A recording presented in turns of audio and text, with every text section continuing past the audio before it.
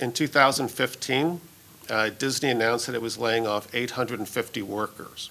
About 200 of those workers, IT workers, were tasked to train the replacements.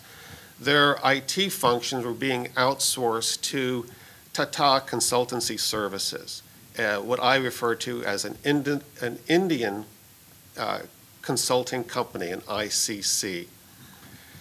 Now, that company was staffed primarily, if not entirely, by H-1B visa holders, of which the vast majority, actually 98% of the people who work in the four largest ICCs, Tata Consultancy Services, Infosys, HCL, Cognizant, just to name a few, 98% are from either from Southeast Asia or of Southeast Asian descent.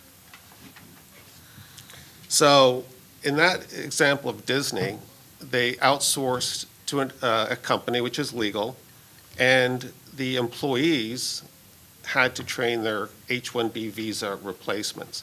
Eventually, a lot of these jobs begin to move offshore.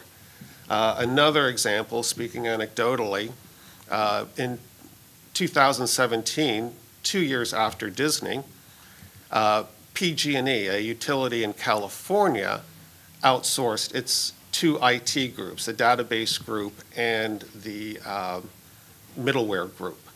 And they outsourced to Tata Consultancy Services, so everyone who had been a W-2 employee at PG&E came back the next day as a consultant employed by this ICC. Now, this year in 2019, all those Americans working for Tata Consultancy Services were fired, and those jobs offshored. And interestingly enough, the only people that weren't fired working at PG&E were those who had H-1B, were on H-1B visas when it all started 2 years ago. So this is rampant. I talked about Disney, but when Toys R Us was in existence, Abbott Labs, Northeast Utilities, SoCal Edison, hundreds of companies, many of them Fortune 500 companies, have taken to outsource with a real passion.